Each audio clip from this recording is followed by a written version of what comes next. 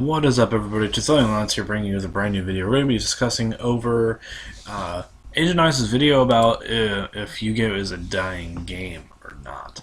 And I want to start off by saying that this video is actually really interesting. So if you want to go see it, if you want to go check it out, I will link it in the description bar below. And I want to talk to you about it mostly because that I believe that the notion that Yugioh is a dying game is simply, I guess, kind of a misconception. It's not a very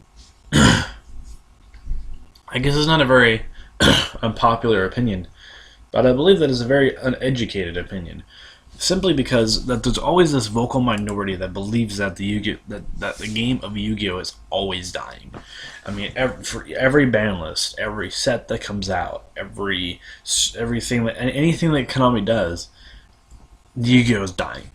Yu-Gi-Oh is always going to be dying, and in their eyes, you cannot satisfy this minority, and for the most part, I believe that since Yu-Gi-Oh is such a dying game, but people yet people still come to these events, so people still keep up with this game, and people still want to keep investing in these decks knowingly, willingly and knowingly that each deck has a very good potential of being killed by the ban list. The majority of people the majority of these people are obviously talking about the adjusted ban list, you know, with Pepe getting utterly destroyed and all of that stuff. And I'm doing this after YCS Prague, so we're gonna go into that statistic in a minute. But for the most part, I believe that what Konami is currently doing is probably the best for the game at the moment. And the reason why I say this is because each individual player has their own particular style of playing, like whether they're a budget competitive player or they're a really good competitive player that spends a bunch of money on a deck, or they're just a casual player that just likes playing certain decks. But for the most part, I believe that as the game currently stands, that hitting Pepe as hard as they did is necessary. While I do believe that some cards in Pepe could have been completely okay with not being hit, like Luster Pendulum, I believe that card could have been fine at 2, maybe even 3, because it's useful in other Pendulum decks other than Pepe. But for the most part, I believe that just a spout of the adjusted ban list is relatively new to some people, because I believe that some of the people who played Pepe were only playing Pepe because it was top tier, and majority of the players that didn't play this, and the minority of the players that didn't play this deck because it was top tier, probably were the ones that probably felt betrayed the most. Though they weren't though they weren't a vocal minority, so they weren't the loudest of the bunch. But I also believe that these players who did invest in the Pepe. Now, I'm not saying that all of them are like this, but probably a good majority of these players were very new into the game, or they haven't experienced an emergency ban list yet. And that's what this is. The adjusted list is an emergency ban list. It's not so much in the way of they're killing the deck because they want to kill it, but because Pepe was a deck that would constantly strangle out other decks, because if you weren't playing Pepe, your deck just simply wasn't good. And this mentality, for me, is kind of a very upsetting opinion, to say the least. Mostly because I obviously gravitated to the underdog decks. I gravitated towards Famine Knights. I gravitate towards Cyframes. I gravitate towards Yosenjus, Shiranui, and stuff like that. But for the most part, people will look at these decks. Well, oh, it's not as good as Pepe, so you're a scrub. But can a deck just be good and still have fun with the game? That's my question. But for the most part, people generally don't want that. They want to be the competitive player. They want to be the very best. They want to be the very best, like no one ever was. But they have to consider that not everybody plays like they do. Not everybody wants to play Cosmos. Not everybody wants to play before Mage and Pals. Not everybody wanted to play Necros when it was big.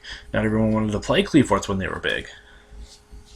But I believe that this format in particular, with Pepe being as poisonous as it was, we never had a format where players are like, well, you're not playing Cleaforts, your deck isn't as good, or well, you're not playing Necros, your deck isn't as good, or you're not playing Satellanites, oh, get that out of here. No one said that. Hardly anybody said that, because I believe that the Satellite Necros Cleafort Sudal format was probably the most diverse format that we've ever had, Burning Abyss 2. But I believe it was one of the most diverse formats that we could have ever had. Because it wasn't just those 5 decks that had the potential of topping. There were a lot of other decks that had the potential of topping. You had Ritual Beasts, you had Yosenjus, you had Volcanics, you had Yang Zings. Those decks were very, very good at what they were doing. And it's sad to say that we're probably not going to have a diverse format like that because, well, people want to stick to the highest tier deck, and the game hasn't always been like that. Sure, there has been a few cases where the formats have only been 1 or 2 decks or one deck, or else you probably have no chance of winning. Just take a look at the Spellbook Dragon Ruler format. If you're not playing either of those 2 decks, you're probably not going to do very well.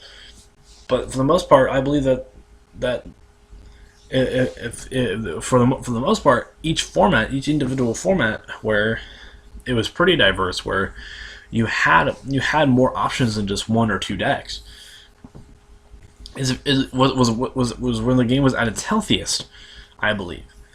Now, M. Cole brought up an interesting point about how regionals and YCSs and stuff like that are doing particularly well compared to ARG formats and other small-scale events that aren't Konami related. I'm not sure what other events he's talking about, but he said other events, I believe. But for the most part, I believe that he's right. He's absolutely right about this about that scenario. The reason why is because it's not because people don't want to vocalize their skills in other big scale events like ARG. It's the fact that people like to be represented officially. And when you talk about a YCS or a regionals, when you win a YCS or a regionals, you get your Nats invite. When you top at an ARG, you don't get your Nats invite. You don't, because it's not a sanctioned event by Konami. And simply because ARG is not a sanctioned event by Konami, you're not gonna ever get your Nats invites or anything like that. Your ARG tops probably don't mean as much compared to your regionals tops or your YCS tops. And generally speaking, it's not as good as you think. ARG probably wasn't as good as you thought it would be. Sure, the payout is a bit differently, but the payout doesn't really matter when you're not being represented officially, and that's what the YCSs and regionals are for, and the locals, I suppose. However, I do believe that ARG is somewhat healthy for the game because it gives other people who don't want to play in the same competitive format that Konami has initiated, and it gives them a chance to try out new things. Because I believe windups are at full force in the ARG format, and I believe that windups are not terrible in the ARG format, though people would disagree. But ARG with their segregated ban lists and their new formats and their other events has given players a bit more options. So ARG isn't necessarily a bad thing, in my opinion, though Konami would certainly treat it as a bad thing.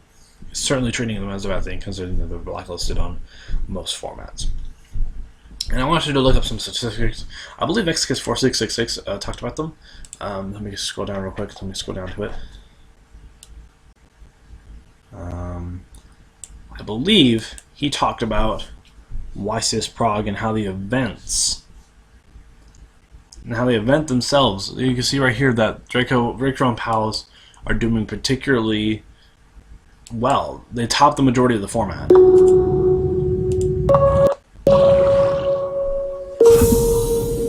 They were doing that.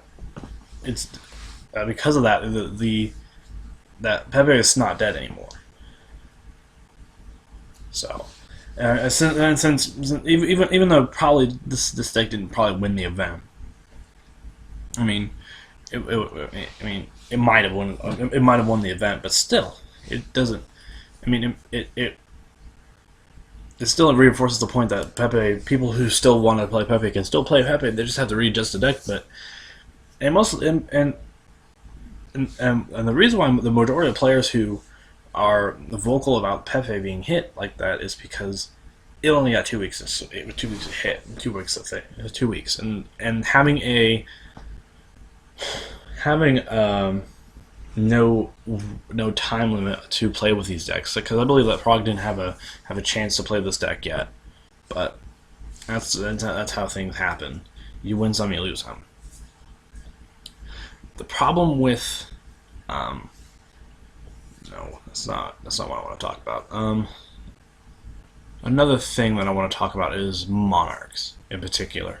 The reason why Monarchs are particularly good is because it not only gives budget players a bit more incentive to jump into the game, it also revitalizes players who quit the game because they couldn't play it out of budget. Monarchs are a very good reason. You can spend literally $40, $40 to $50 on the deck, and still have a competitive deck. I mean, if that's not, Monarchs are less expensive than Cyframes. And someone who has collected for Cyframes and built the deck in real life, it's an expensive deck. Probably not by much, but it's an expensive deck compared to Monarchs, because you can spend like $40 to $50 and still have that deck. So, another thing that I want to talk about is Konami's dates on the ban list and how people are saying that it's a bad thing. And their excuse was that because the dates the dates gave them a time limit, it gives them a bit more pressure. They can't really gauge the format as much as they wanted to, if it was in 3 or 6 months. Well, that's kind of Konami's fault, because I believe that they started changing the format up in the middle of, with 4 ban lists a month, 4 ban lists a year. I believe in around 2012. I could be wrong. Correct me if I'm wrong. But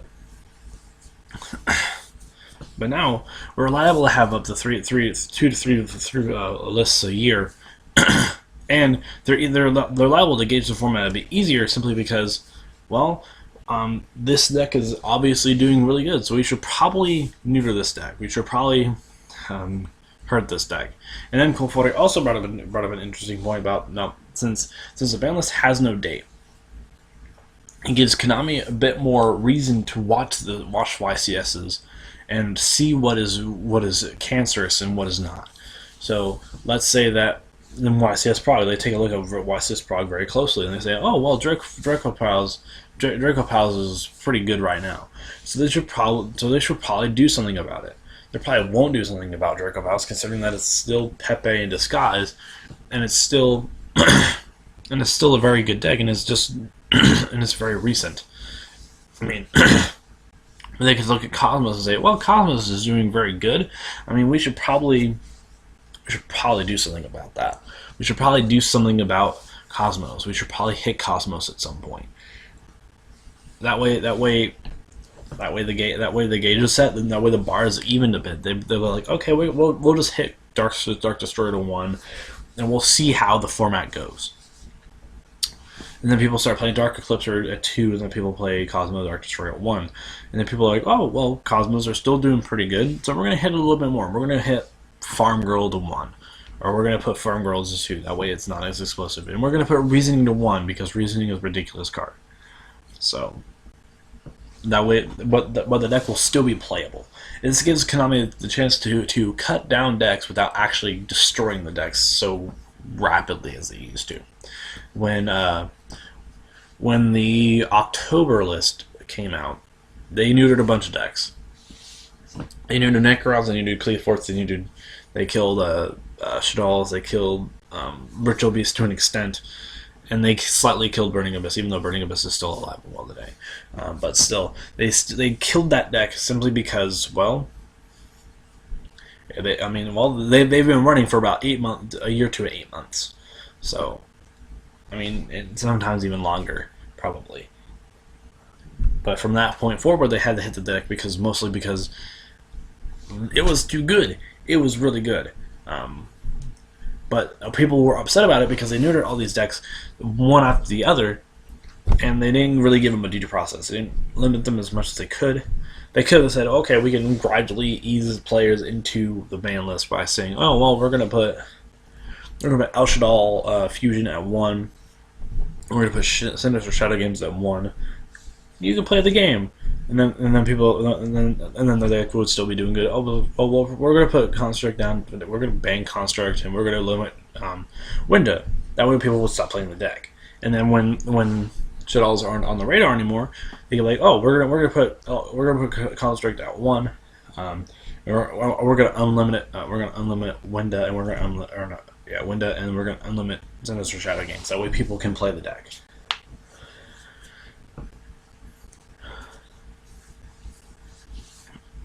So, I believe that the no dates can be very beneficial. Though I would still like to see a date, like maybe just like if they went back to 6 months, they could be like, okay, well we gauged the format well enough to believe that Cosmos are doing really well, so we're gonna hit them slightly and see how they go. Also, Asian Eyes brought up a very good point in this video about how. About how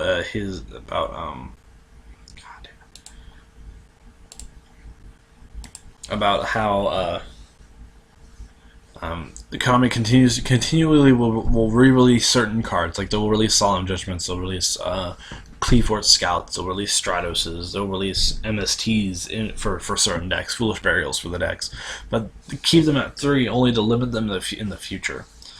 I believe that's just a byproduct of the archetypal format that we are currently in. If they don't have these certain cards, then they're not going to be looked upon as very, very good. I mean, when my keyboard is at 3, you can see a very clear indication of Cleafort Scout. When you see aside from Alpha, you can see a very good indication of Cleafort Scout because Alpha searches the entire deck, just like Cleafort Scout did. Even though Alpha is a lot less explosive than Scout.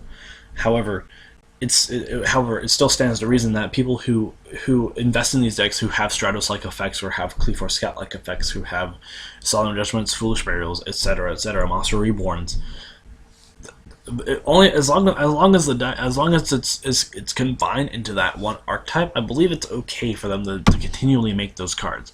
They can't make a card like Cleafort Scout that says, well, search any card that you want out of your deck. They can't do that.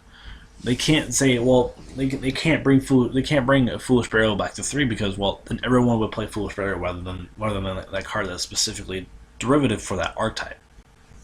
They couldn't create Stratos. They couldn't bring back Stratos to 3 because it would initiate other decks to play. Or they can't have a Stratos-like effect that said, well. So when I'm summoned, search your entire deck. Also, if you have more than one of me, you can blow up back row.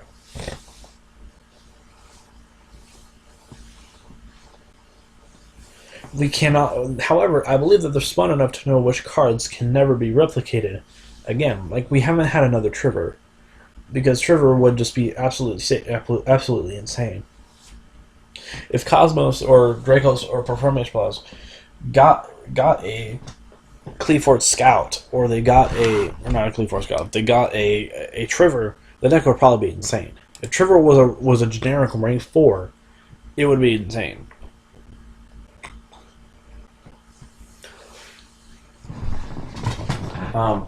To close out, I think that Konami could probably still reintroduce a date on the ban list, simply because it would be easier for players to control, and simply the cards that are continually, I guess, remade are still happening because either Konami has run out of ideas for certain decks, or it's just it's just a simple way to do it. I believe it's a simple way to do it. So, and in conclusion, I don't think Yu-Gi-Oh is a dying game per se. I think that Konami in recent weeks has done more to has done more damage control than they ever have with this game. Mostly because they've given us very good reprints, and they've been listening to the community, or at least they've been trying to. And if they continue with this streak, and if they continue to listen to the community, and they continue to listen to what the secondary market says, they can say, "Well, we could probably take advantage of that," or "Hey, we could probably give the players what they want. Take advantage of that. Take advantage of what the highest common denominator, which is the casual players, into account, so that way we can also make more money." So, and it's a win-win for everybody if that happens.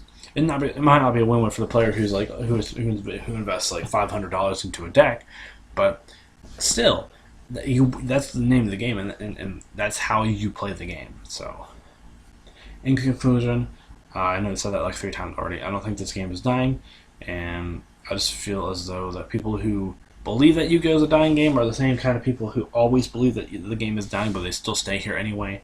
So, anyway, I'm going to let y'all go. This has been Tutorial, and I am signing out.